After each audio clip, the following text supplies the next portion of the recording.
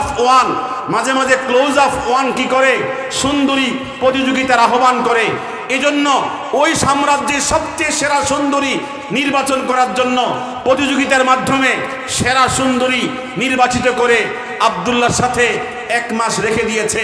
ফলাম্মা আমাদার শাহরু, মাস যখন অতিবাহিত হয়ে গেল, দা হেরাকলু আব্দুল্লাহ ওয়াল মারআতাল্লাতী কানাত মাহু, সম্রাট আব্দুল্লাহকেও ডাকলেন, সুন্দরীকেও ডাকলেন।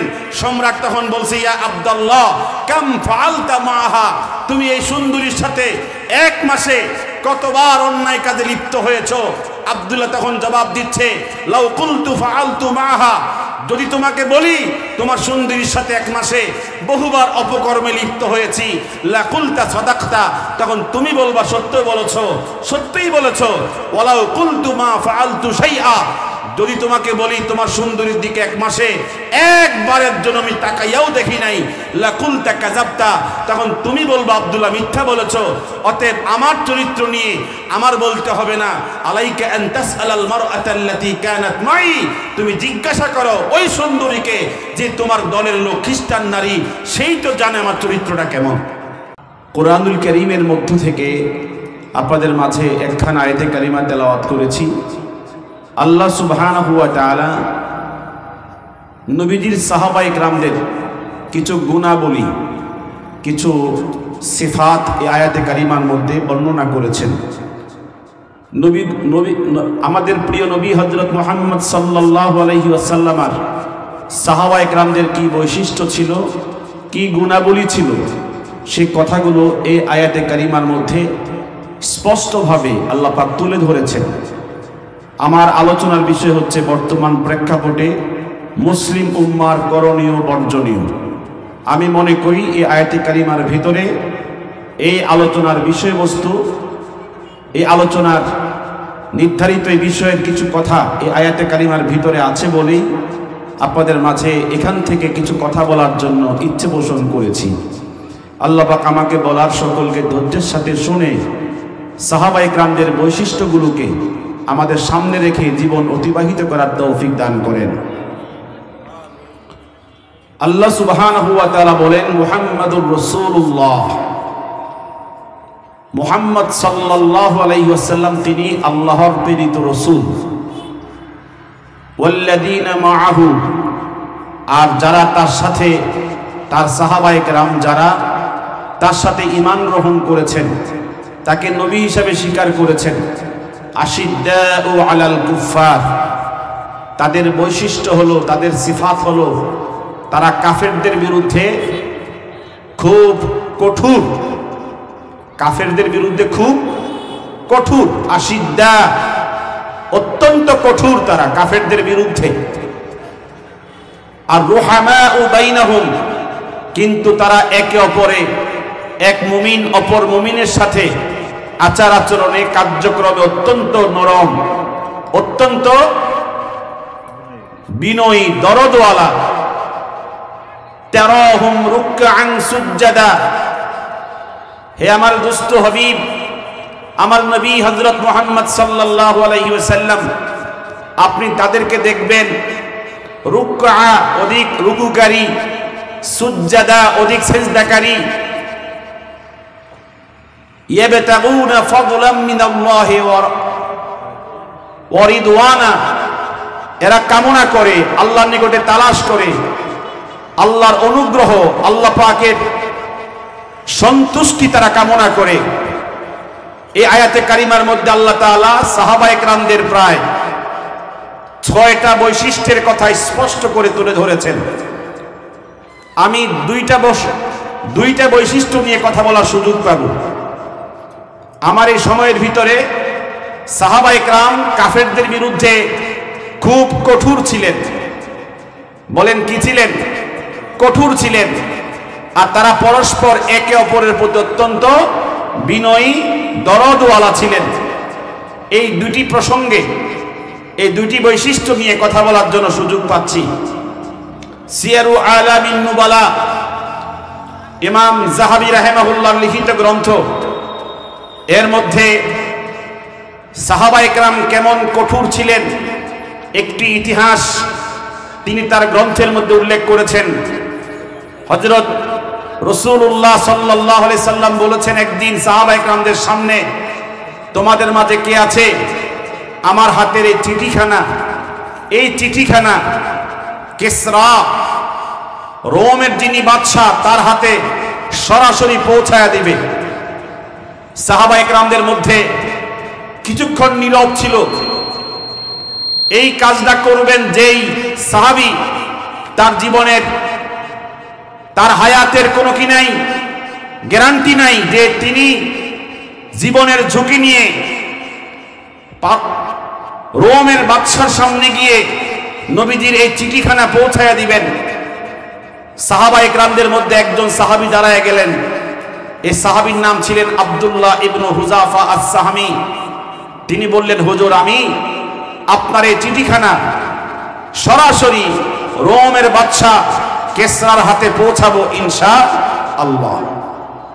হুজুর তাকে চিঠিখানা দিয়ে দিলেন। আব্দুল্লাহ ইবনে হুযাফা আস-সাহমি ঘোড়ার মধ্যে উঠে কোন সফর সঙ্গী ছাড়া একা রওনা দিয়েছেন।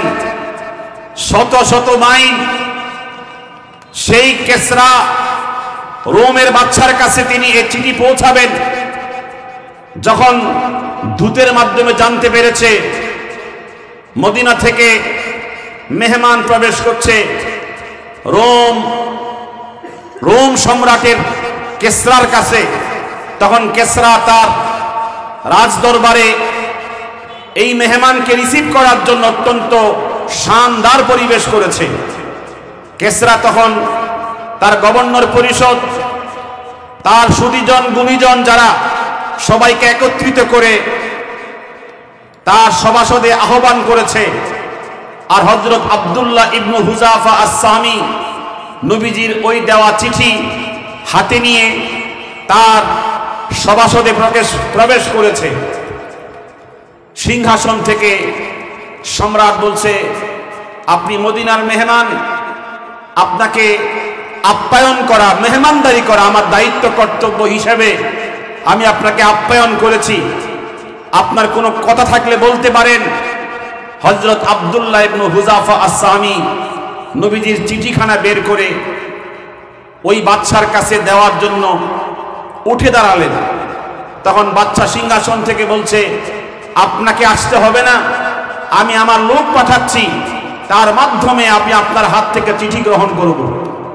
তখন আব্দুল্লাহ ইবনে হুযাফা আস-সাহমি বলছেন, আপনার লোক মারফতে আমি আপনার হাতে চিঠি দেওয়ার জন্য আমাকে আদেশ করা হয় নাই, বরং আমাকে আদেশ করা হয়েছে সরাসরি আমি আমার হাতে আপনার হাতে পৌঁছাবো, চিঠি আপনার হাতে সরাসরি দেব। আমার নবী আমাকে এই কথা বলে আমাকে পাঠিয়েছে। তখন তিনি সরাসরি আসলেন, এসে নবীজির হাতে দেওয়া চিঠি বাদশা খ্রিস্টান সম্রাটের কাছে সরাসরি দিলেন। সম্রাট চিঠি খুলে লেখা আছে চিঠির মধ্যে, মিন মুহাম্মাদিন রাসূলিল্লাহ ইলা কিসরা আযীমির রোম সালামুন মান ইত্তাবাআল হুদা। লেখা আছে এভাবে, এই চিঠি হচ্ছে মুহাম্মদ সাল্লাল্লাহু আলাইহি সাল্লামের পক্ষ থেকে ইলা কিসরা আযীমির রোম সম্রাট কিসরার কাছে, কিসরার প্রতি, সালামুন মান ইত্তাবাআল হুদা, হেদায়েতকে অনুসরণ করে তাদের উপরে শান্তি বর্ষিত হোক। এই চিঠি পাওয়ার পরে কিসরা মাজ্জাকাহু কুল্লা মুমাজ্জাকিন, নবীজির দেওয়া চিঠিকে ছিঁড়ে টুকরা টুকরা করে ফেলে দিয়েছিল। রাসূলুল্লাহর সাহাবী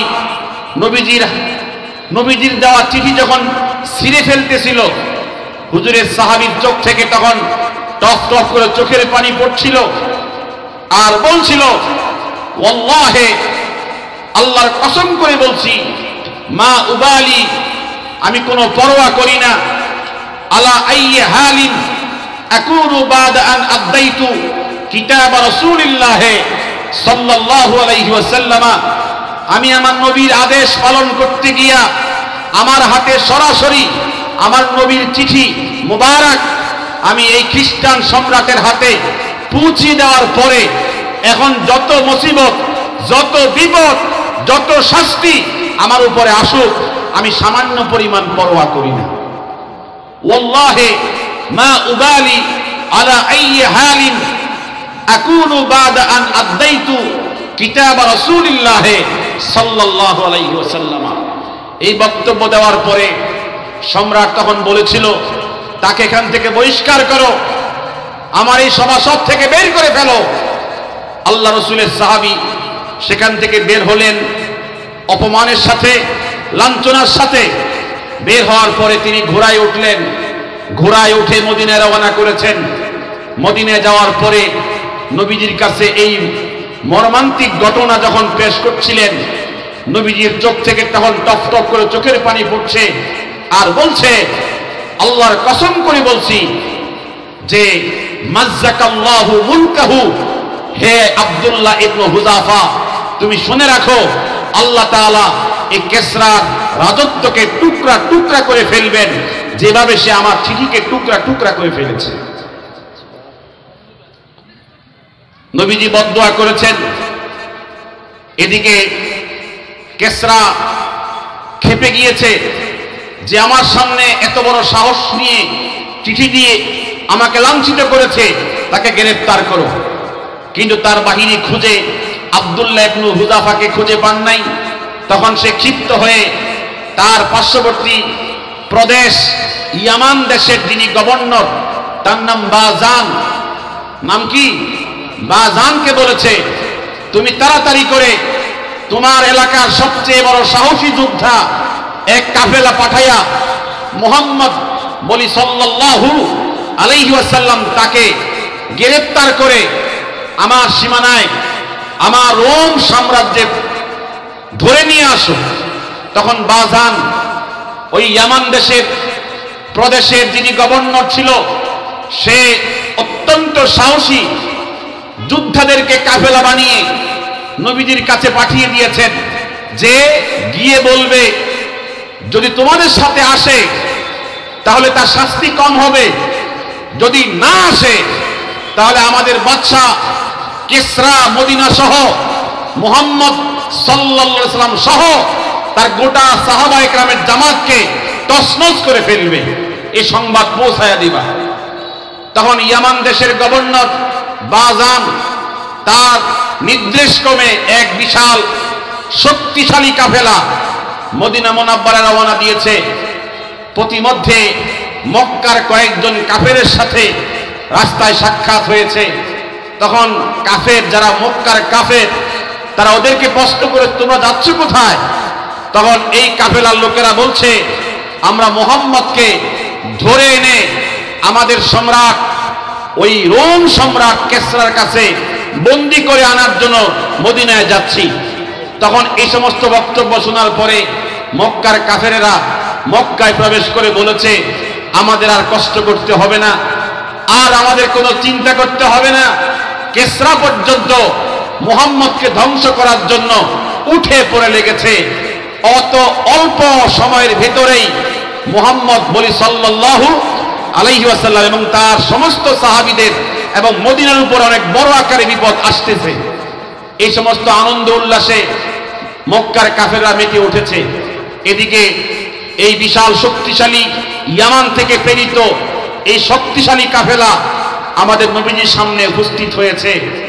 নবীজির সামনে উপস্থিত হওয়ার পরে নবীজিকে প্রস্তাব দেওয়া হয়েছে, যদি আপনি আমাদের সাথে যান, আপনি কোন সাহসে আমাদের সম্রাটের কাছে চিঠি পাঠিয়েছেন?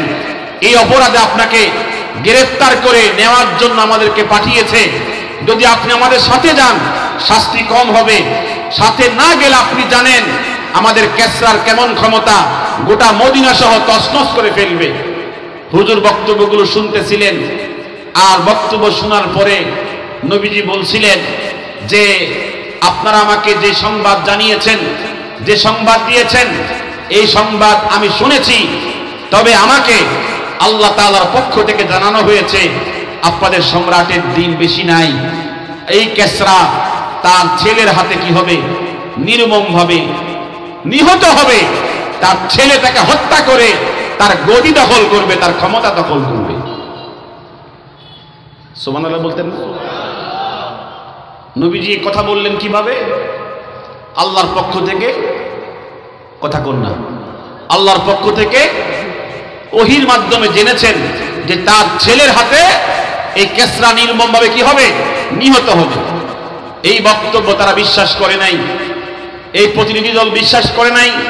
হুজুর ওদেরকে পাঠাইয়া দিলেন যে তোমাদের সরকার, তোমাদের রাষ্ট্রনায়ক, তোমাদের শাসক তার ছেলের হাতে কি হবে? অল্প কয়েকদিনের ব্যবধানেই নির্মমভাবে নিহত হবে। এই সংবাদ শোনা মাত্র তারা সেখান থেকে আবার ইয়ামান দেশের উদ্দেশ্যে রওনা করেছেন। খালি হাতে রওনা করে ইয়ামান দেশের যিনি গভর্নর বাজান, তার কাছে সংবাদ পৌঁছানো হলো। সংবাদ পৌঁছানোর পরে মাত্র কিছুদিন ব্যবধানে তার হাতে চিঠি আসলো যে ওই যে কি বলে আপনার কেসরার ছেলে শিরওয়ায়, কেসরা ছেলের নাম কি? শিরওয়ায়, সেটা বাবাকে হত্যা করে গদি দখল করেছে, ক্ষমতা দখল করেছে। আর এই বাজানের কাছে পত্র পাঠিয়েছে, আমার আব্বাকে আমি বিশেষ কারণে হত্যা করে আমি আমার দায়িত্ব গ্রহণ করেছি, এখন আমার কাছে তোমার ইয়ামান দেশের সকলকে বায়াত করার জন্য তোমাকে চিঠির মাধ্যমে জানাইয়া দিলাম। এই কয়েকদিনের ভিতরে আমার হাতে কি করো? সমস্ত লোককে বায়াতের পরিবেশ তৈরি করো। বলেন না সুবহানাল্লাহ। এই যে আমি কথাটা তুললাম, সাহাবী আব্দুল্লাহ ইবনে হুযাফা আস-সাহামী, তিনি কাফেরদের জন্য, কাফেরদের সবচেয়ে বড় ত্রাস ছিল এই কেসরা, এই আজিমুর রূম, তার কাছে নবীজির চিঠি পাঠিয়েছেন। এরপরে আব্দুল্লাহ ইবনে হুযাফা বলেন, যখন ওমর ইবনুল খাত্তাবের সময়কালে, যখন ওমর ইবনুল খাত্তাবের খেলাফত চলে, আমাকে এই রোম সাম্রাজ্যের যখন ওই মুহূর্তে সেনা প্রধান ছিল, রোম সাম্রাজ্যের বাদশা ছিল, তার নাম ছিল হেরাক্লিয়াস। হেরাক্লিয়াস যখন রোমের শাসক ছিল, ওমর ইবনুল খাত্তাব আমাকে পাঠিয়েছেন যুদ্ধের সেনাপতি বানাইয়া। আমি যুদ্ধের মাঠে গ্রেফতার হয়ে গিয়েছি, 300 মুসলমান গ্রেফতার হয়ে গিয়েছিল। তখন আমাকে সম্রাট হেরাক্লিয়াস জেলখানায় গিয়ে বলেছে, আমি তোমাকে একটু দাওয়াত করে মেহমানদারি করতে চাই, তুমি কি আমার রাজ দরবারে মেহমান হতে চাও? তখন আব্দুল্লাহ ইবনে হুযাফা বলেছেন, আপনার মেহমানদারি গ্রহণ করতে কোনো আপত্তি নাই, কারণ ইহুদি খ্রিস্টানরাও মুসলমানদেরকে দাওয়াত করলে দাওয়াত নিতে পারে, গ্রহণ করতে পারে, এই সুযোগ ইসলামের মধ্যে আছে। ফানাসাবা কুরসিয়ান আন ইয়ামিনিহি, সম্রাট হেরাক্লিয়াস আব্দুল্লাহ ইবনে হুযাফার পাশে, তার সিংহাসনের পাশে একটা চেয়ার বসায়া দিলেন। সম্রাট তখন বলছে, তুমি আমার পাশের চেয়ারে বসে একত্রে খাবার দাবার গ্রহণ করো। এই বিশাল আয়োজনের পর যখন খানাপিনা শেষ হলো, সম্রাট তখন আব্দুল্লাহকে বলল, হে আব্দুল্লাহ ইবনে হুযাফা, আজকে এই বিশাল মেহমানদারি আয়োজন করেছি তোমার জন্য, এই বিশাল পরিবেশ কায়েম করছি তোমার জন্য। আমি তোমাকে এত সুন্দর করে, একাদিন করে এত বিশাল আয়োজন করলাম, জানো কি কি উদ্দেশ্যে করেছি? তখন আব্দুল্লাহ বলেন, লা আলামু শাইআ, আমি তো কিছুই জানি না। সম্রাট তখন বলছে, বাদদিল দীনাকা ওয়াখতার দীনি, তুমি তোমার ইসলাম ধর্ম ছেড়ে দিবা আর আমার খ্রিস্টান ধর্ম গ্রহণ করবা, এই জন্যই আমি তোমাকে এত সুন্দর করে তাজিম তাওকির করেছি। আব্দুল্লাহ ইবনে হুযাফা বললেন, আমি আমার কালেমা ছাড়লে আমার দুনিয়াও শেষ, আমার আখিরাতও শেষ, তোমার খ্রিস্টান ধর্ম গ্রহণ করলে আমার দুনিয়ার কি লাভ হবে? সম্রাট তখন বলছে, আতাইতুকা খামসিনা শাবাতান জামিলা, আমি তোমার সেবার জন্য, তোমার খেদমতের জন্য 50 জন সেবিকা তোমাকে উপহার দেব, আমার সাম্রাজ্যের সবচেয়ে সুরম্য প্রাসাদ তোমাকে লিখে দেব, আমার সাম্রাজ্যের অনেক বড় একটা জায়গার গভর্নর তোমাকে দিয়ে দেব।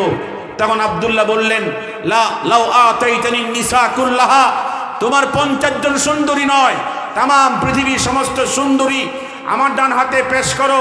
তোমার একটা প্রাসাদ নয়, তাম পৃথিবীর সমস্ত প্রাসাদ আমার বাম হাতে পেশ করো।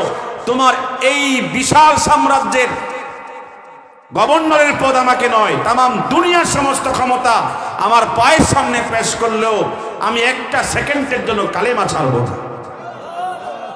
এই বক্তব্য শোনার পরে সম্রাট খরম হাতে নিয়ে, খরম তো বোঝেন, জুতা নিয়ে আব্দুল্লাহর গালে এত জোরে বাড়ি মেরেছে, সাথে সাথে গাল ফেটে রক্ত ফিনকিয়ে পড়ছে। জালেম যখন মজলুমের উপর জুলুম করে, আল্লাহ পাক জুলুম দেখেন কি দেখেন না? ফানাজারা আব্দুল্লাহ ইলা সামা, আব্দুল্লাহ ইবনে হুযাফা আকাশের দিকে নজর করে অন্তর দিয়ে বলছে, উনজুর মাজা সানা আদুফুক, তোমার দুশমন কি আচরণ করছে তুমি একটু তাকায়া দেখো। আল্লাহ পাকের রহমতের জরিয়ায় জোশ মেরেছে। আল্লাহ পাক বলছে, হে আব্দুল্লাহ, তুই মজলুম, আমি তোর পক্ষে আছি, আমি তোর সাথে আছি, একটু পরে দেখবি আমার সাহায্য তোর নিকটবর্তী হয়ে গেছে। সম্রাট তখন বলল, তাকে উত্তপ্ত তেলের মধ্যে নিক্ষেপ করে হত্যা করো। 40 জন যুবক তেল প্রস্তুত করেছে, তেল টকবক টকবক করে উতরাচ্ছে আব্দুল্লাহকে তেলের মধ্যে নিক্ষিপ্ত করে হত্যা করার জন্য। আব্দুল্লাহ যখন দেখলেন তার জন্য তেল, উত্তপ্ত তেল টকবক টকবক করছে, আব্দুল্লাহ তখন আকাশের দিকে নজর করছে, আল্লাহ, আমাকে এখন উত্তপ্ত তেলে নিক্ষিপ্ত হয়ে শহীদ হতে হবে, আমাকে তৌফিক দাও, তোমার কালিমার জন্য যেন উত্তপ্ত তেলে মরতে পারি। ফাকাল, আব্দুল্লাহ বলেন, আজ্জিল তুমুনি, আমাকে তাড়াতাড়ি করে উত্তপ্ত তেলে ঢালো। রাআইতুল জান্নাতা ওয়ারাআহু, আমি তোমাদের উত্তপ্ত তেলের ভিতরে জান্নাতের দৃশ্য দেখতেছি। আল্লাহ পারে কিনা বলেন, কথা বলেন, পারে কিনা? তখন সম্রাটের 40 জন দায়িত্বশীল আব্দুল্লাহকে ধরে তেলের সামনে হাজির করেছে উত্তপ্ত তেলে নিক্ষেপের জন্য। ফাদহিকা আব্দুল্লাহ দোহাকান শাদীদা, এই তেলের সামনে গিয়া আব্দুল্লাহ হাসতেছে, খুব বেশি হাসতেছে। সম্রাট সিংহাসন থেকে বলছে, মান আদহাকাকা, হে আব্দুল্লাহ, তোমাকে হাসায় কে? আব্দুল্লাহ তখন জবাব দেয়, আদহাকানি আল্লাহ, আমার হাসাচ্ছে কে? সবাই বলতে হবে কে? হে সম্রাট, আমি আমার ইমানের জন্য, ইসলামের জন্য, আমার নবীর জন্য, আমার আল্লাহর জন্য আমি তোমার উত্তপ্ত তেলে নিক্ষিপ্ত হয়ে মারা গেলে পরে, শহীদ হলে পরে জান্নাতের সুন্দরীরা আমাকে রিসিপশন করে জান্নাতে পৌঁছায় দিবে। এজন্য কাতারে কাতারে হুর আসমান থেকে নামতেছে, এটাকে আমার আল্লাহ আমাকে দেখাইতেছে। সম্রাট তখন বলছে, তোমার কাল্পনিক কথা শুনে লাভ নাই, হে আমার বাহিনী, অতি তাড়াতাড়ি তাকে নিক্ষেপ করো তেলের ভিতরে। সম্রাট যখন আদেশ করেছে, 40 জন যুবক তাকে ধরে যখন উত্তপ্ত তেলে নিক্ষেপ করবে, ফাবাকা আব্দুল্লাহ বুকাআন শাদীদা, এখন আব্দুল্লাহ হাসে না, এখন কান্দে, টপ টপ করে চোখের পানি পড়ছে, চোখ থেকে বেয়ে বেয়ে চোখের পানি ঝরঝর করে পড়ছে। সম্রাট করেছে এখন মনে হয় সে কাবু হয়ে গেছে, দুর্বল হয়ে গেছে, কালেমা মনে হয় ছেড়ে দিবে। তখন আব্দুল্লাহকে বলছে, তোমাকে কাঁদতে হবে না, তোমাকে চোখের পানি ফেলতে হবে না, তোমাকে বাঁচায় দেব, তুমি বলো আমি খ্রিস্টান ধর্ম গ্রহণ করেছি। তখন সম্রাটকে জবাব দিচ্ছে, ইয়া হেরাকলু, হে সম্রাট, তুমি কালেমার দাম, মুসলমানদের দাম কত, আমার আল্লাহর মহব্বতের দাম কত তুমি জানো না? ইন্নালি নাফসুন ওয়াহিদা ওয়া জাসাদুন ওয়াহিদা ওয়া আমুতু ফিহা ওয়াহিদা। এই সম্রাট জানো না, আমার রব আমাকে একটা মাত্র প্রাণ দিয়েছেন, একটা মাত্র শরীর দিয়েছেন। তোমার উত্তপ্ত তেলে নিক্ষিপ্ত হলে আমি মরব মাত্র একবার। ওয়ালাউ কানাত লি মিআতু নাফসিন ওয়া মিআতু জাসাদিন তুআদ্দাবু ফি সাবিলিল্লাহ, যদি আমার রব আমাকে 100 জীবন দিত, 100 শরীর দিত, 100 দেহ দিত, তোমার উত্তপ্ত তেলের ভিতরে আমার কালিমার জন্য, আমার রব, আমার মালিকের জন্য আমি একবার করে 100 বার মরতে পারতাম। লাকানাত খায়রা, আমার জিন্দেগি কত দামি হয়ে যেত। যেহেতু আমি 100 বার মরতে পারতেছি না, আমি মরতেছি কয়বার? একবার। এই জন্য আমার একবার মরে আমার অন্তর শান্ত হচ্ছে না, শান্তি পাচ্ছে না, এই জন্য আমার চোখের পানি। এত আসতে বললেন সুবহানাল্লাহ। তাহলে মুসলমানদের ইমানের কত মূল্য সম্রাট তখন বুঝতে পেরেছে। এইভাবে শাস্তি প্রয়োগ করে আব্দুল্লাহকে বেঈমান করা যাবে না। আশিদ্দাউ আলাল কুফার, কাফেরদের বিরুদ্ধে ওরা বলিষ্ঠ কণ্ঠস্বর ছিল, কাফেরদের সাথে কোনো আপোষ ছিল না। তখন সম্রাট বলেছে, তোমাকে এইভাবে বেঈমান করা যাবে না, তোমার জন্য নতুন কোনো কঠিন মুসিবত নিয়ে আসতে হবে। যেই মুসিবতে গ্রেফতার করলে তুমি কি হবে? কালেমা ছেড়ে দিয়া খ্রিস্টান হবে। তখন 40 জন গভর্নর পরিষদ নিয়ে মিটিংয়ে বসছে, কিভাবে বেঈমান করা যাবে। একজন শয়তান দুষ্ট গভর্নর প্রস্তাব দিয়েছে, যে আপনি তাকে আমাদের সাম্রাজ্যের সবচেয়ে সুন্দরী সবচেয়ে রূপসী নারীর সাথে 1 মাস নির্জন ঘরে একসাথে রেখে দেন। আব্দুল্লাহ সুন্দরীর সাথে 1 মাসে ব্যভিচার জেনা পাপাচার করে করে যখন তার ঈমান আমল যখন নষ্ট হয়ে যাবে, তখনই সে কালেমা ছেড়ে খ্রিস্টান ধর্ম গ্রহণ করতে বাধ্য হবে। এরকম মাঝে মাঝে আমাদের দেশেও দুষ্ট মন্ত্রীরা আমাদের সরকারকে বলতো সংবিধান থেকে ইসলামকে মুছে দেন। এই কথা বলেছে টাকলা, মাথায় চুল ছিল না, সে বলেছিল সংবিধানে ইসলাম থাকবে না। আল্লাহ পাকের সিদ্ধান্ত হয়েছিল যে সংবিধানে ইসলাম থাকবে, বাংলাদেশে মুসলমান থাকবে, তুই টাকলা থাকবি না। কথা বলেন ঠিক কিনা? এই দুষ্টরা মাঝে মাঝে ইসলামের বিরুদ্ধে কথা বলে আমাদেরকে দেখিয়েছে আমরা কি আছি নাকি নাই। যখন আমাদের আল্লামা মামুনুল হক সাহেব যখন বলেছিল এই বাংলার জমিনে কোন ভাস্কর্য স্থাপিত হবে না, কথা বলেন ঠিক কিনা? আপনারা বলেন পেরেছে? পেরেছে? কোন শহরে কি পেরেছে বাবার মূর্তি স্থাপন করতে? আলেম ওলামা 3 বছর জেলে ছিল, কষ্ট করেছে, তারা নির্যাতন সয়েছে, কিন্তু হকের বিজয় আল্লাহ পাক দিয়েছেন দিয়েছেন, ঠিক কিনা বলেন? এজন্য দুষ্টরা যখন কথা বলবে কাপুরুষের মতো ঘরে ঢুকে থাকলে হবে না, সত্য কথা ময়দানে বলতেই হবে। হাত তুলে বলেন ঠিক কিনা? আমাদেরকে আমি নিজে শুনেছি, একই মঞ্চে বক্তব্য দিয়েছিলেন তিনি বলেছিলেন আমার মোবাইল নাম্বারটা কারো কাছে ছিল, এটা একটা বিপজ্জনক ছিল। এত ত্রাস -3 যখন তারা -3 আল্লামা বাবুনগরী, আমির হেফাজত আল্লামা মামুনুল হক, এই 3 জনকে মাইনাস করতে পারলে তারা সাকসেস হয়ে যাবে। 41 পর্যন্ত ক্ষমতা কি থাকবে? স্থায়ী থাকবে। কিন্তু আল্লাহ পাক তাদের চক্রান্তকে নস্যাৎ করে 5ই আগস্টে চূড়ান্তভাবে শোষণীয় পরাজয় দেখিয়েছেন। কথা বলেন ঠিক কিনা? তো বলতে চেয়েছিলাম এই সম্রাট যখন নতুন পদ্ধতি অবলম্বন করেছে, সবচেয়ে সুন্দরী সবচেয়ে রূপসী সবচেয়ে সেরা সুন্দরী তোমাকেই খুঁজছে বাংলাদেশ। ক্লোজ অফ ওয়ান, মাঝে মাঝে ক্লোজ অফ ওয়ান কি করে? সুন্দরী প্রতিযোগিতার আহ্বান করে। এজন্য ওই সাম্রাজ্যের সবচেয়ে সেরা সুন্দরী নির্বাচন করার জন্য প্রতিযোগিতার মাধ্যমে সেরা সুন্দরী নির্বাচিত করে আব্দুল্লাহর সাথে 1 মাস রেখে দিয়েছে।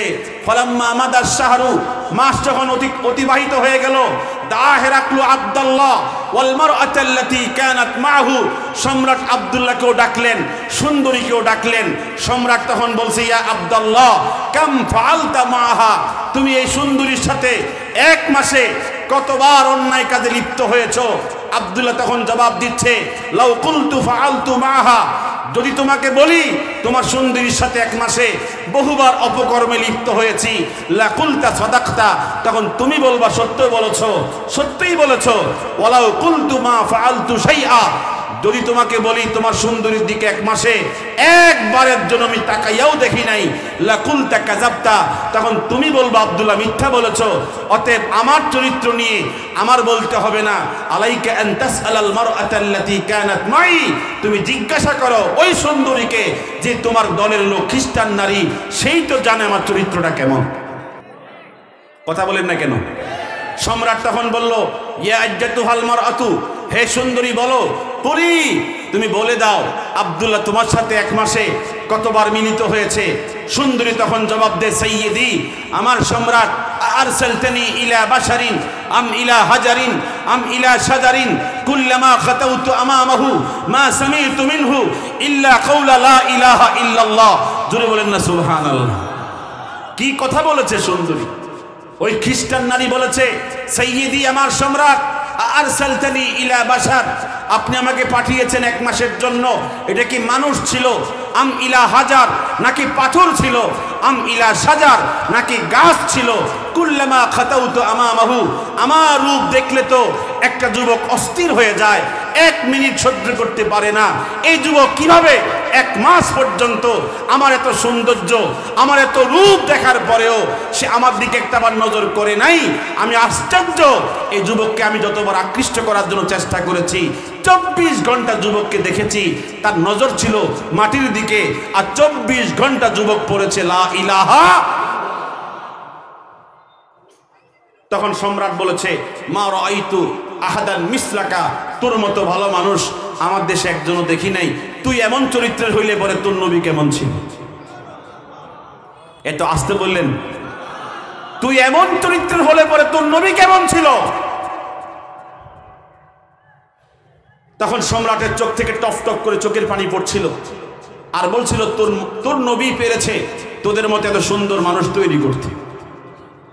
আমাদের দেশ স্বাধীনতার পরে 7 কোটি কম্বল বিতরণ করছিল আমাদের দেশের একজন রাষ্ট্রনায়ক। তখন তিনি দুঃখ করে বলছিল, আমার কম্বলটা কোথায়? কথা কন না, আমার কম্বলটা কোথায়? যখন বলা হয়েছিল চুরি হয়েছে, আপনার কম্বল চুরি হয়ে গেছে, তখন তিনি দুঃখ করে একটা বক্তব্য দিয়েছিল, সারা পৃথিবীর রাষ্ট্রনায়কগণ দেশ স্বাধীন করে পেয়েছে স্বর্ণের খনি, আর আমি পেয়েছি রূপার খনি। কি কইছিল? সুরে না রূপা? সুরের খনি বলছিল নাকি? এই হলো আমাদের দেশের অবস্থা। এখন সুর তো কমতে কমতে একবারে নাই নাকি? সুর কমছে নি? আগের থেকে সুর কি কমছে না বাড়ছে? সুর কমবে কখন? যখন আলেমরা দেশ চালাবে। কথা কোন ঠিক কিনা? যখন পবিত্র কোরআন দেশ চালাবে তখন চোর কমবে। এটা কার সিদ্ধান্ত? আল্লাহর সিদ্ধান্ত। আল্লাহর আইন যখন বাংলার জমিনে বাস্তবায়ন হওয়া শুরু করবে, তখন নামাজের সংখ্যা বাড়বে, চোরের সংখ্যা করবে, বাটপার কমবে, আল্লাহর ওলি ঘরে ঘরে তৈরি হবে। ঠিক কিনা বলেন? আজকে আমরা অনেক দেখেছি, এই সরকার ওই সরকার বহু দেখেছি, যিনি উপদেষ্টা ছিল ৩৬,০০০ কোটি টাকা মাইরে দিয়া চুলও নাই, দাড়িও নাই। কথা কোন না? চুলও সাইজ, দাড়িও কি? সে উপদেষ্টা, যে উপদেষ্টা ৩৬,০০০ কোটি টাকা মারতে পারে, সে কিসের উপদেষ্টা? সে চোর, জাতীয় বেঈমান। ঠিক কিনা বলেন? তো বলতে চেয়েছিলাম, আলেম ওলামাদের কত নির্যাতন, কত স্টিম রোলার চালিয়েছে। একটা আলেমকে পর্যন্ত দেখাতে পারবে 100 কোটি টাকা মারছে? কথা কোন? 100 কোটি অনেক দূরে। 1 কোটি টাকা মারছে একটা আলেম বাংলাদেশের কোন রাজস্ব খাত থেকে, জাতীয় খাত থেকে মেরে দিছে এমন একটা আলেম দেখাক তারা? একমাত্র পারে কোরআনের রাজ কায়েম করতে পারলেই বাংলাদেশ নিরাপত্তা পাবে, শান্তি পাবে, ভাগ্যের পরিবর্তন হবে। ঠিক কিনা বলেন? তো বলতে চেয়েছিলাম, রাসূলের এই সাহাবীকে সর্বশেষ আর কোনো পরীক্ষা দেবে না, তাকে স্বাধীনতা দিয়ে দেবে। তখন ওজির আলা বলছে, না বাদশা, এত তাড়াতাড়ি ছেড়ে দিবেন? আমার যে প্রযুক্তি আছে, এই প্রযুক্তির সামনে সে বেঈমান হতে বাধ্য হবে। তো ওজির আলাকে জিজ্ঞেস করলো, তোমার কাছে কি প্রযুক্তি আছে? তখন প্রধান গভর্নর বলছে, যদি শুকুরের গোশত দিয়া আর মদের বোতল দিয়া এক জায়গায় আটক রাখেন, ক্ষুধার কষ্ট সবচেয়ে বড় মুসিবত। কথা কোন না? অভাব এমন একটা জিনিস, একটা মানুষকে চরিত্র হারায় ফেলার কি করে অবস্থায় নিয়ে যায়। তখন এই সম্রাট বলছে, তোমার প্রযুক্তি আমি দেখি না অ্যাপ্লাই করলে কার্যকর হয় কিনা। তো শুকুরি গোশত আর মদের বোতল দিয়া আব্দুল্লাহকে কয়েকদিনের জন্য একটা নির্জন বন্দি ঘরে রেখে দিয়েছে। মাত্র 3 দিন গেছে। কয়দিন? কি মনে করছেন আপনারা? সাহাবী আব্দুল্লাহ কি শুকুরি গোশত খেয়ে শেষ করছে? মদ পান করে শেষ করছে? 3 দিন যাওয়ার পরে সম্রাট বলছে, দেখো তো আব্দুল্লাহকে 3 দিন রাখছি, শুকুরি গোশত খেয়েছে কিনা, মদের বোতল থেকে মদ পান করেছে কিনা, ভিতরে গিয়ে দেখে আসো। আব্দুল্লাহ এই পাশে 3 দিনের ভিতরে বহু দোয়া করেছে, আল্লাহকে স্মরণ করে দিয়েছে। আল্লাহ তুমি তো বলেছো, ওমাই ইয়াত্তাকিল্লাহ, যে আল্লাহকে ভয় করে হারাম ছেড়ে দেয়, হারাম রিজিক খায় না। তুমি তো তার জন্য বলেছো, ইয়াজআল্লাহু মাখরাজা, দুনিয়ার সমস্ত আয়োজন তুমি সহজ করে দাও। তো আমার খানা কই? কথা কর না। কারে বলতেছে? আমি তোমার ভয়ে হারাম খাচ্ছি না, 3 দিন গেল, আমার খানা কই? তুমি না বলেছো ওয়ায়ারযুকুহু মিন হাইসু লা ইয়াহতাসিব, এমন জায়গা থেকে রিজিক আসে সে কখনো ভাবতেও পারে না, কল্পনাও করতে পারে না। আমি তো বিশ্বাস করি জান্নাতের খাবার তোমার ক্ষমতা রাখো আমাকে দেওয়ার জন্য। খাবার জান্নাত থেকে চলে আসছে। আল্লাহ পারে কিনা? একটু কথা বলতে হবে, পারে কিনা? খাবার চলে আসছে জান্নাত থেকে। সম্রাটের লোকজন ভিতরে গিয়ে দেখে আব্দুল্লাহ শুকরের গোশত খায় না, মদও পান করে না, এমন খাবার আসছে তার সামনে, মালা আইনুন রাআত ওয়ালা উযুনুন সামিআত, চোখেও দেখে নাই, কানেও জীবনে শুনে নাই। আব্দুল্লাহর এই কথাগুলো সম্রাটের কাছে গিয়ে বলছে, সম্রাট, দিলাম শুকরের গোশত আর মদের বোতল, শুকরের গোশত খায় না, মদও পান করে না, এগুলো কি খাচ্ছে? আমাদের দেশের গাছেও ধরে না, আমাদের দেশের বাজারেও পাওয়া যায় না। তখন সম্রাট বলছে, তাকে ডেকে নিয়ে আসো। কি করে আসো? ডেকে নিয়ে আসো। আব্দুল্লাহকে ডেকে আনা হলো। সম্রাট তখন বলল, মান আতআমাকা ওয়া সাকাকা, তোমারে ওইখানে 3 দিন কে খাওয়ায় রাখছে, কে পান করে রাখছে? আব্দুল্লাহ তখন জবাব দেয়, আতআমানি আল্লাহ ওয়া সাকানি, আমার মালিক, আমার রব আমাকে খাওয়ায় রাখছে। ওই আল্লাহ এখনো আছে না নাই? একটু হাত তুলে বলেন, আল্লাহ পারে কি পারে না? হালাল খাবেন, সন্তানদেরকে হালাল খাওয়াবেন। নবীজি বলেছেন, ইমাম আহমদ ইবনে হাম্বল 10,50,000 হাদিসের হাফেজ, তিনি মুসনাদু আহমদের 14,441 নম্বর হাদিসে লিখেছেন, নবীজি বলেছেন, লা ইয়াদখুলুল জান্নাতা লাহমুন, ওই দেহ, ওই শরীর জান্নাতে প্রবেশ করবে না, নাবাতা মিন সুহতিন, যে শরীর বেড়ে উঠেছে হারাম খেয়ে খেয়ে, আন্নারু আউলা বিহি, ওই দেহের জন্য উপযুক্ত জায়গা হচ্ছে জাহান্নাম। জোরে কর নাউযুবিল্লাহ। এই জন্য আমাদের এই হাদিসটা অনুযায়ী আমাদের প্রত্যেকটা ফ্যামিলি সদস্যকে যেন আমরা হালাল উপার্জন করে খাওয়াই, নিজেও হালাল খাই, অন্যকে হালাল খাওয়াই। আল্লাহ পাক সকলকে তৌফিক দান করেন। সাহাবীকে ডেকে আনার পর যখন এই বক্তব্য দেওয়া হলো যে তোমাকে কে খাওয়াইছে, আব্দুল্লাহ তখন বলতেছে, আতআমানি আল্লাহ, আমাকে কে খাওয়াইছে? আমার রব আমাকে খাওয়াইছে। সম্রাট তখন বুঝতে পেরেছে, এই আব্দুল্লাহর সাথে আল্লাহর ডাইরেক্ট কানেকশন। সুতরাং আমার মন্ত্রী পরিষদ সবাই বের হও, তার সাথে আমার জরুরি কিছু গোপন কথা আছে। কি কথা আছে? সবাইকে বের করে দিয়ে বলছে, আব্দুল্লাহ, তোমাকে আমি এখন মদিনায় পাঠায় দিব, স্বাধীনতা দিয়ে দেব, মুক্তি দিয়ে দিব। তুমি মদিনায় চলে যাওয়ার পরে হয়তো তোমার সাথে আর জীবনে আমার সাক্ষাৎ নাও হতে পারে। আমি খ্রিস্টান সম্রাট, তুমি হলো মুসলমানদের একজন সেনাপ্রধান, তুমি চলে গেলে আর সাক্ষাৎ নাও হতে পারে। তুমি যাওয়ার আগে আমার কপালে একটা সুমা দিয়ে যাও, যেন আমার জীবনটা তোমার সুমাতে বরকতপূর্ণ হয়। এতদিন মারার জন্য কত প্রচেষ্টা, আর এখন সুমা খাওয়ার জন্য কি আবেদন, নিবেদন, অনুরোধ।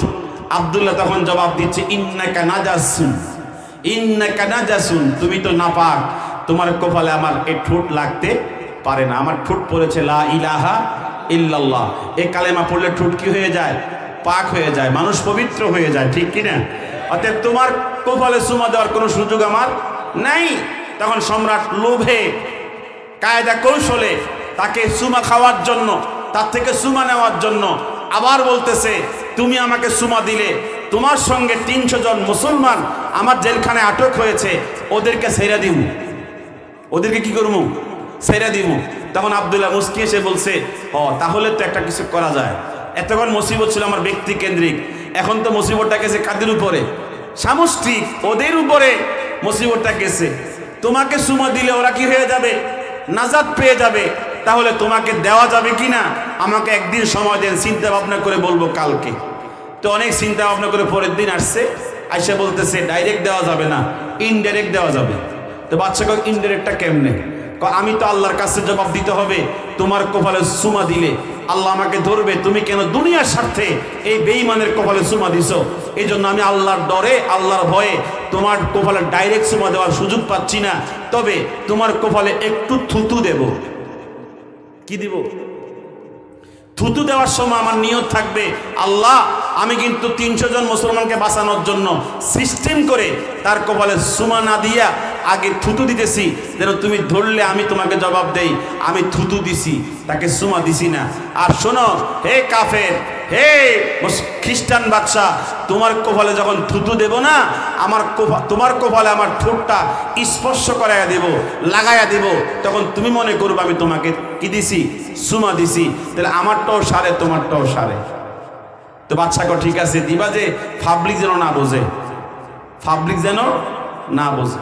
পরের দিন সুন্দর করে সুমার আয়োজন হয়েছে। আব্দুল্লাহ আইসে, এমন লইয়া আইসে, মুখ বইরা রাখছে, মুখ কি বইরা রাখছে, আর বাচ্চাকে দিয়ে যাও, এমন দেওয়া দিয়েছে, ডাইলে দিয়েছে পুরোটা। তো ভাইয়া ভাইয়া পড়তেছে, ওজির আলা হে বলতেছে এ আব্দুল্লাহ তুই দিলি কি, তুই দিলি কি? বাচ্চাকে খেপবো না যদ্দুর দিছে এটি সব আমার দরকার নাই, তোরা কিছু গায়ে মাখ, এগুলো তাবাররুক। কথা কর, এগুলো কি তাবাররুক? তোরা কত বড় বড় চোর, বাটপার, সিটি, এরকম 10টা ছেলে আমার গভর্নর থাকলে দেশ স্বর্ণ হয়ে যেত। কথা কন না, দেশ কি হইতো? স্বর্ণ হয়ে যেত। তো বলতে চেয়েছিলাম অনেক লম্বা কথা। 300 সাহাবী নিয়ে যখন মদিনায় চলে গেছে, ওমর তখন বলছে আব্দুল্লাহ 300 মুসলমান তুমি সহকারে এত সহি সালামতে, আমি তো ভাবছিলাম ওই সম্রাট হেরাক্লিয়াস তোমাদেরকে কচু কাটা করবে, তুমি কেমনে তো সহজে আসছো? আব্দুল্লাহ তখন বলছে এত সহজে তো আসি নাই, কত মুসিবত আমার উপরে গেছে। কথা কন না। তখন আব্দুল্লাহকে লক্ষ্য করে বলছে ওয়াজ্জি জুবহাতাকা উকাব্বিলুকা আশরা মাররাত, আব্দুল্লাহ তুই তোর কপাল আমার সামনে ধর, আমি তোকে 10টা চুমা দেই। ওমর বলতেছে, কে বলতেছে? খলিফাতুল মুসলিমিন বলতেছে তোমাকে আমি 10টা চুমা দেই, তোর কপাল আমাকে ধর।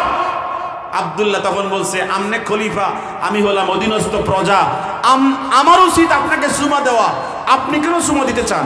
তখন ওমর বলেছে আমার জীবনের কোনো ইবাদত বন্দেগী আল্লাহ কবুল না করলেও তোকে মহাব্বত করে 10টা চুমা দিলে এই মহাব্বতের চুমাগুলো আমাকে নাজাত দিয়ে দিবে। আমি যে কথা বলতে চেয়েছিলাম, সাহাবায়ে কেরাম ছিল আশিদ্দাউ আলাল কুফার, কাফেরদের বিরুদ্ধে কি ছিল? খুব কঠোর ছিল। আর দ্বিতীয় কথা বলছিলাম রুহামাউ বাইনাহুম, এটা বলতে গেলে সময় চলে যাচ্ছে, সময় প্রায় শেষ। আল্লাহ তাআলা যেন আমাদের সকলকে বর্তমান প্রেক্ষাপটে যারা আজকে আমাদের দেশের অবস্থাকে, পরিবেশকে নষ্ট করার জন্য হকপন্থী ওলামায়ে কেরামদের বিরুদ্ধে আপনার অস্ত্র ধরেছে, এমনকি অরাজকতা সৃষ্টি করার জন্য অন্যায় পথে হাঁটছে, আমরা দোয়া করি আল্লাহ পাক ওদেরকে হেদায়েত দান করেন। জোরে আমিন বলেন। আল্লাহ পাক হেদায়েত দান করেন, সহি বুঝ দান করেন। যদি সহি বুঝ না থাকে আল্লাহ পাক তার কুদরতি ক্ষমতায় ওদেরকে সহি পথে আনার পরিবেশ করে দেন। জোরে কোন আমিন। আমি দোয়া এখানে শেষ করছি, আসরের আযান হয়ে গেছে।